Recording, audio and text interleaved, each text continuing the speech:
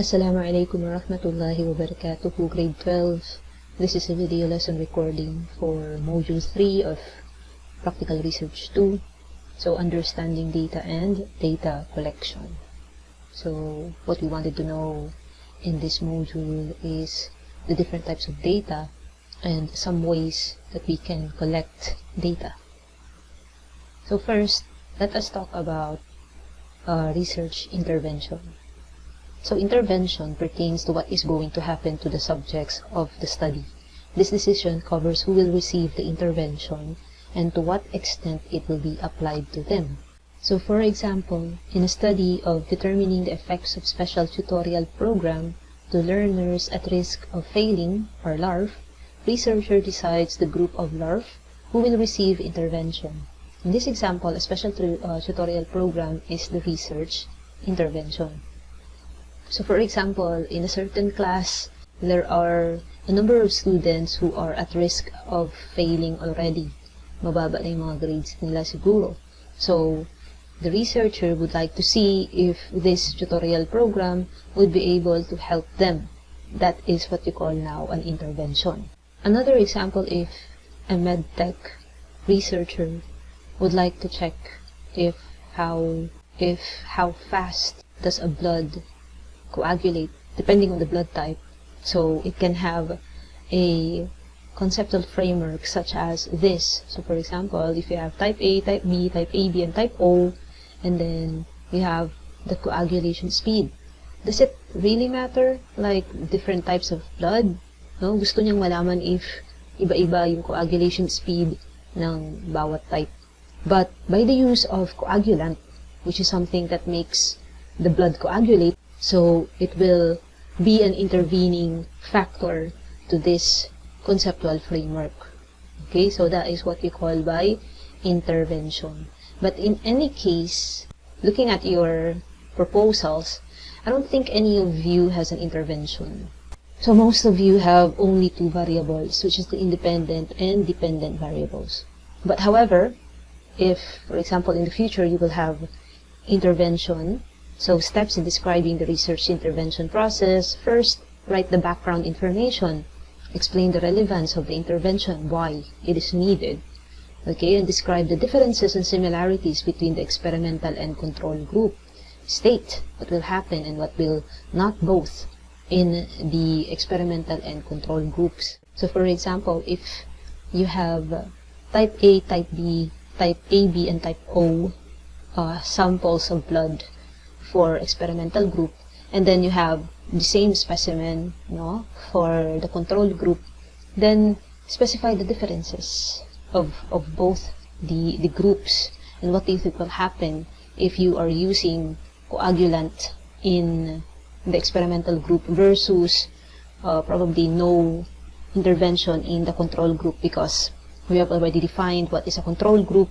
It is a group that you do not put any factor or triggers or stimulus onto it just to enhance the effect of the independent variable to the dependent variable. And then describe the procedures of the intervention. You will have to describe how will the experimental group receive or experience the condition.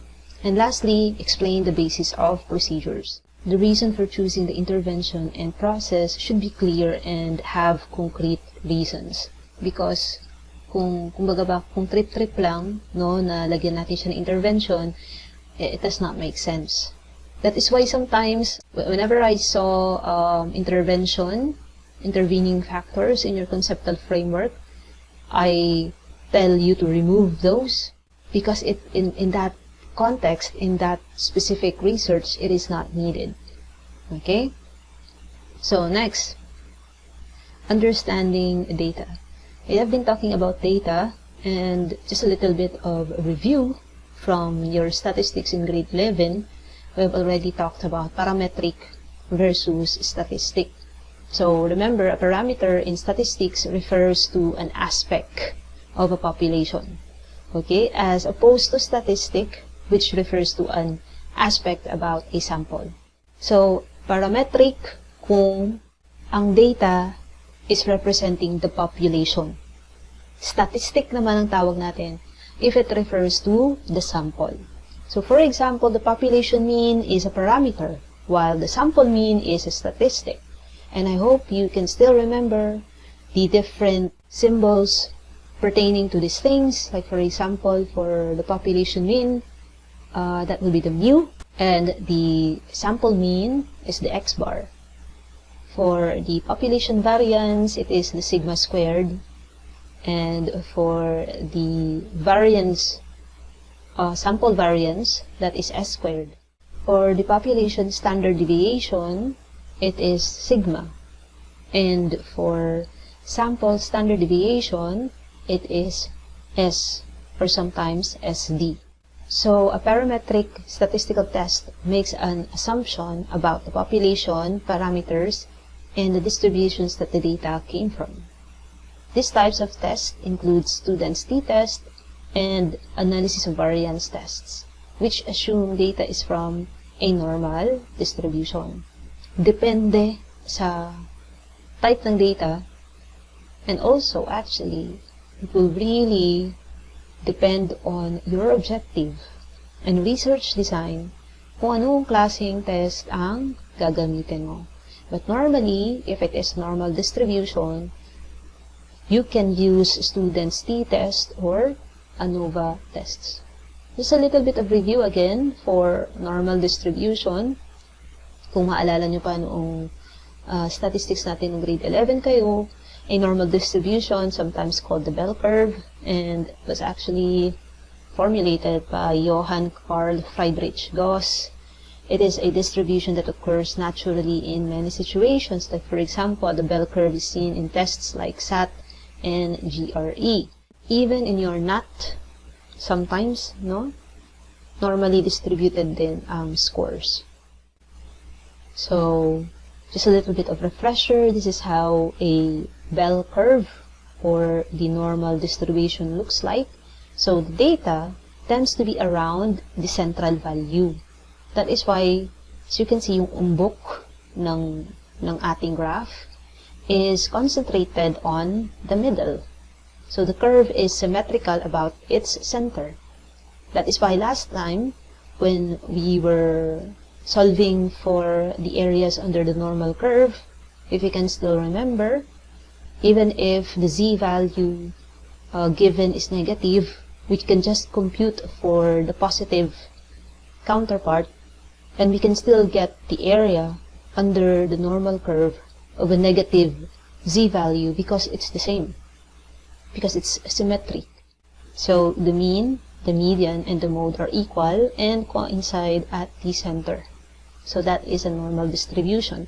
So again, if you have this kind of data, then you can use student's t-test or analysis of variance. But still, it depends. Like for example, some of you might be using Pearson's R, correlational test, or maybe some of you needs to use regression analysis. So techniques in collecting quantitative data. Most of the time, it is via observation, survey, or experiments. You know, whenever you do experiments, you have to take note of all the things that needs to be gathered. If another example, if you are testing about how many bacteria is reproduced in a sample specimen within an hour, then you have to measure the difference between the 0-hour population of the bacteria up until the first hour population of the bacteria. Or for example, if you are studying about how a certain fertilizer is affecting the growth of a certain plant, then you have to measure specific characteristics of this plant. Like for example, are you going to incorporate the height, or are you going to take note of the width of the leaves, or the number of the fruits, no?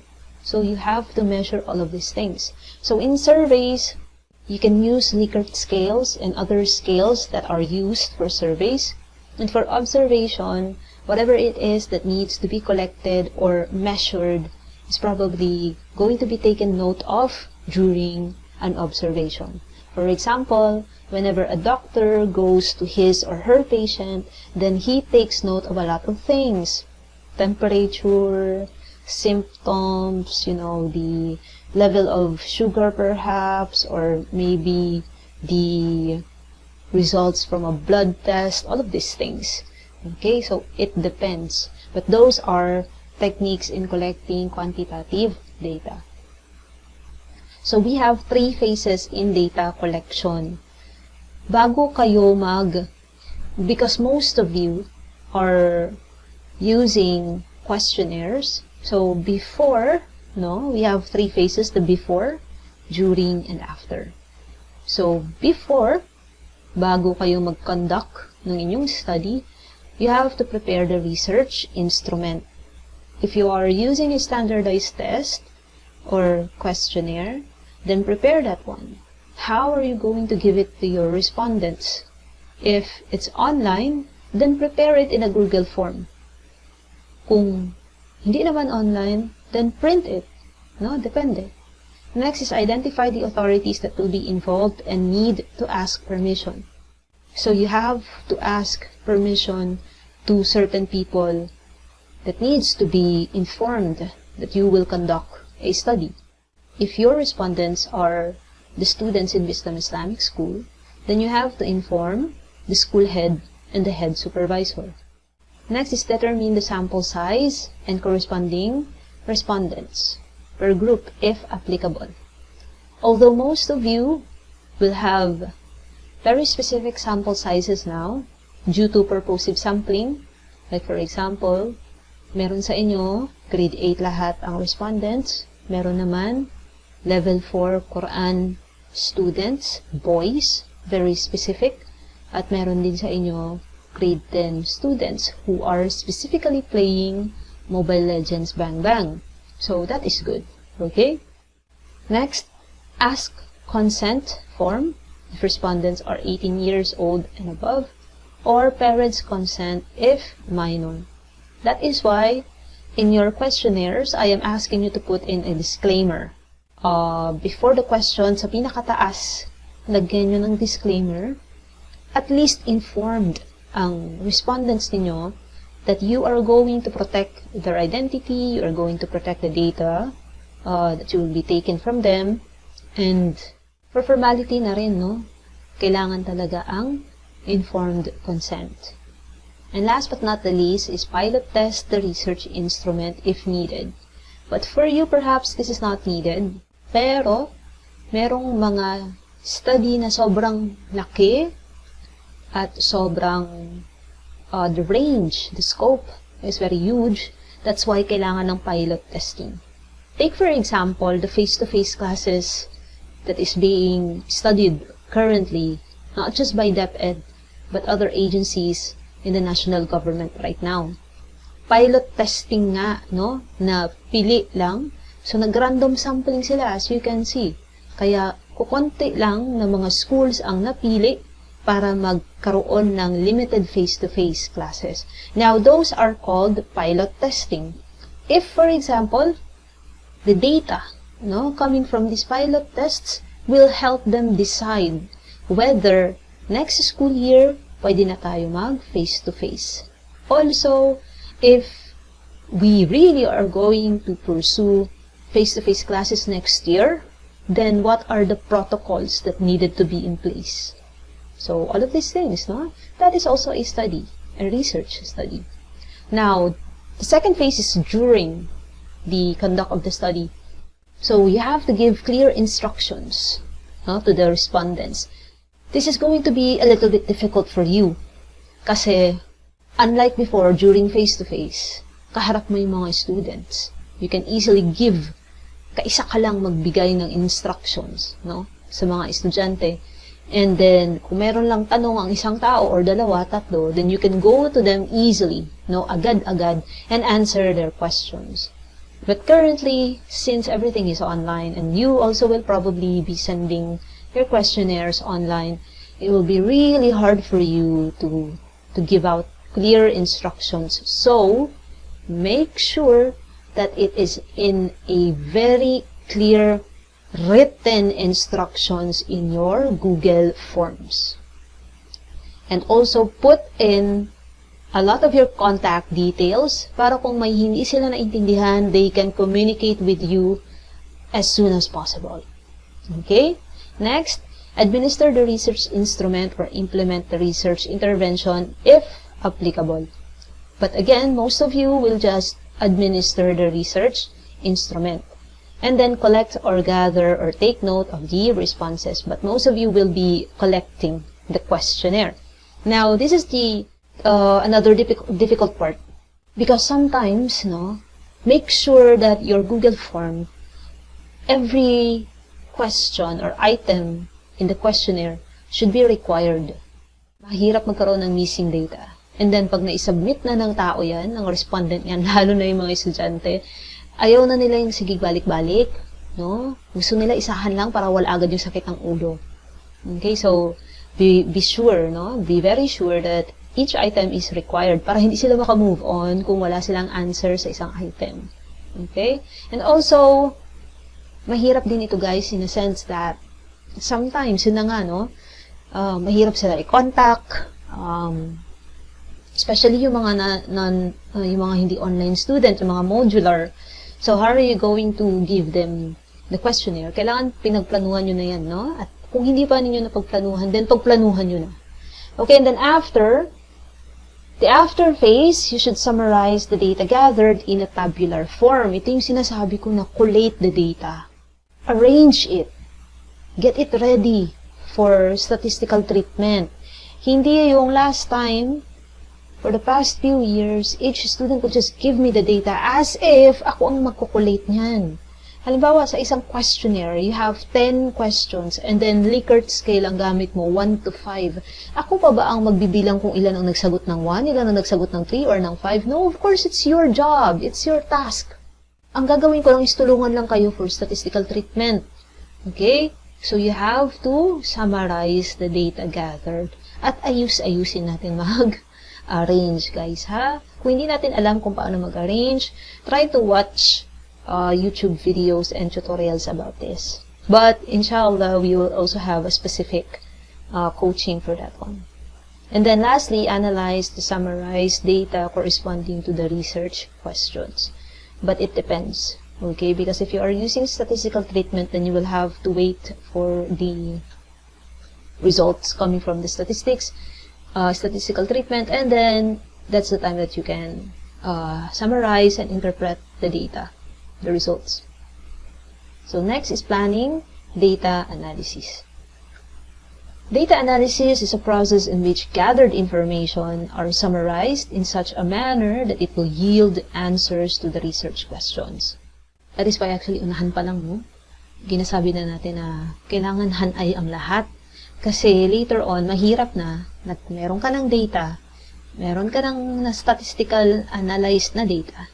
But then, apparently, it doesn't answer your objectives. Mahirap yun siya. The statistical treatment makes explicit the different statistical methods and formula needed to analyze the research data. So again, another review, descriptive versus inferential statistics. Descriptive provides a summary of the ordered or sequenced data from your research sample. Frequency distribution, measure of central tendency, and standard deviation are the sets of data from descriptive statistics. Yun na nga yung sinasabi ko sa inyo, like for example, yung kay Amar, probably it's going to be mean, median, and mode lang yan. Because he is just going to want to know the level of Quran memorization of the level 4 Quran students. Ang inferential statistics naman is used when the research study focuses on finding predictions, testing hypotheses, and finding interpretations, generalizations, and conclusions. This is probably going to be used by Arifa, because the study of Arifa would like to test the hypothesis if the level of mathematical competence of grade 6 students is above or below average. Okay, so next we have univariate versus bivariate analysis. So a univariate analysis means analysis of one variable only. So, for example, kay Amar, no? Yung level of Quran memorization, yun lang naman yung gusto niyang malaman doon.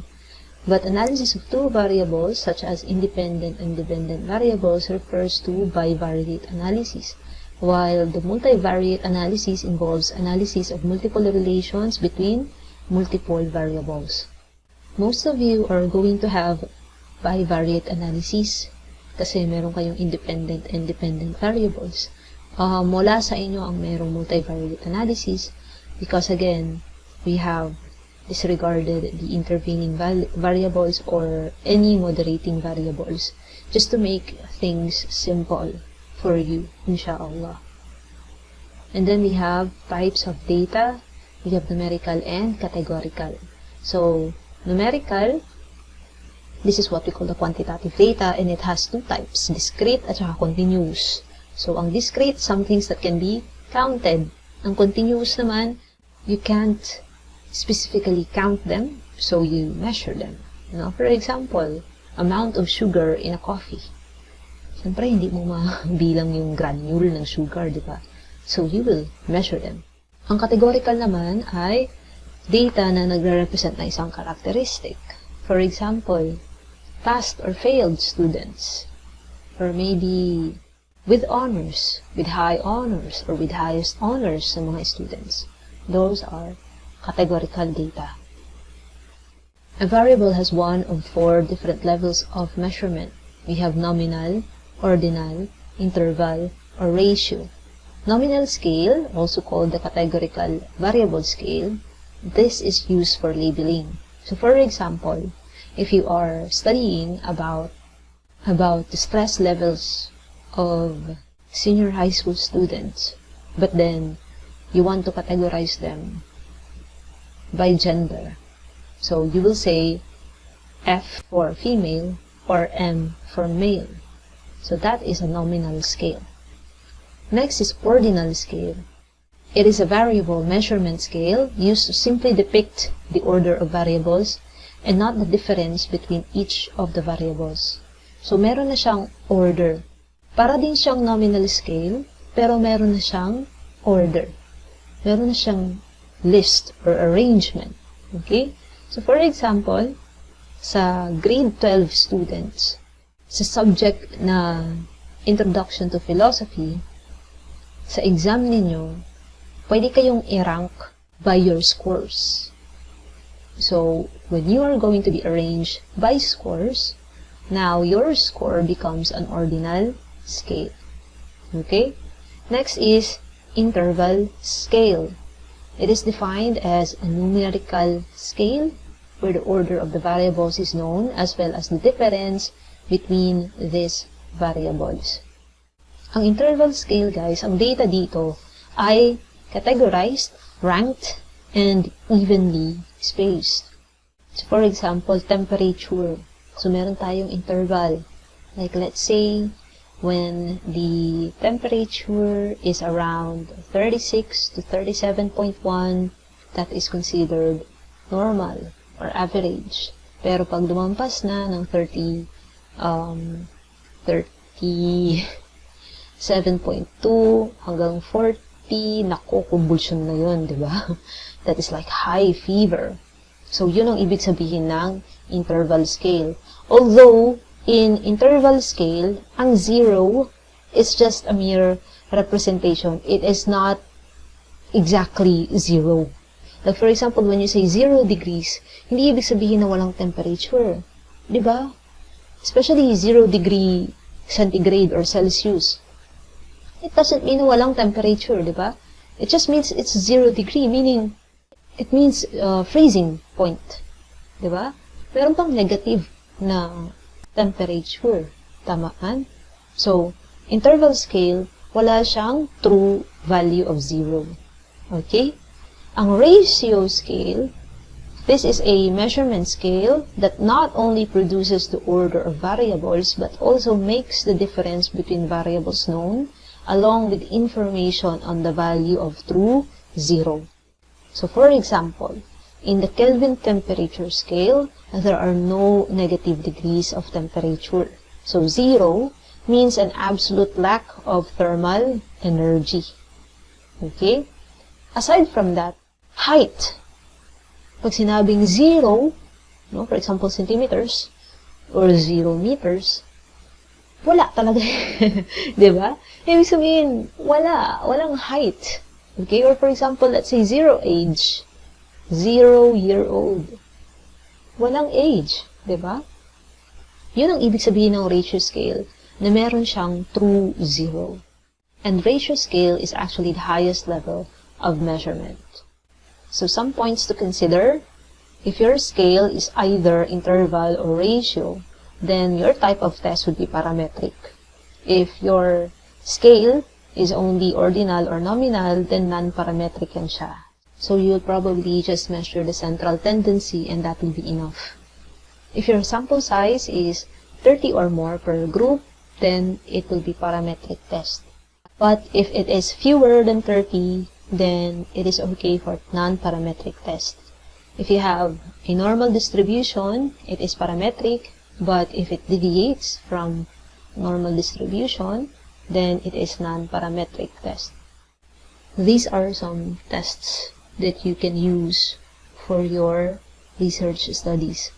So, test of relationship between two variables, correlation, Peterson's R, for parametric, for non-parametric naman, phi, coefficient, or Spearman-Rho for non-parametric for ordinal variable. You already know the formula for Spearman-Rho and Pearson's R because we have discussed that in statistics in your grade 11. So if you're going to use them, revisit your statistics modules from last year. Next, we have test of difference between two data sets from two different groups. T-test for dependent samples, McNamara change test, or Wilcoxon signed ranked test. But again, this is for experimental design kasi, and none of you has incorporated experimental design in the research study, so this is for your information only. Next is the test of difference between two data sets from two different groups, so t-test pa rin, or two-way chi-square, or Mann-Whitney-U test. We have test more than two population means, and then you want to compare them, or try to see if there is like a connection or relationship, so analysis of variance or ANOVA test. And last but not the least, test the strength of relation or effect or impact. It's probably regression analysis, but that is for parametric. Okay, so that's the end of the module. So as a summary, we discussed research intervention, we also discussed parametric versus statistic, we reviewed normal distribution, and 3 different techniques in collecting quantitative data, which is observation, survey, and experiment. Also, we discussed the 3 phases in data collection, the before, during, and after phases, and then we also described what is data analysis and how you are going to plan data analysis. So going back, we differentiate between descriptive and inferential statistical technique. Also, we differentiated univariate and bivariate analysis, and also we discussed different types of data, numerical and categorical. Now, we also described the data levels of measurement, which is again nominal, ordinal, interval, and ratio scale. And then we enumerated some tests that can be used for different types of study with different types of data sets. So thank you so much for watching the video lesson, and I hope that it will help you plan your data analysis. Subhanakallahumma wa bihamdik, ashhadu an la ilaha illa ant, astaghfiruka wa atubu ilaik. Assalamu alaikum wa rahmatullahi wa barakatuhu.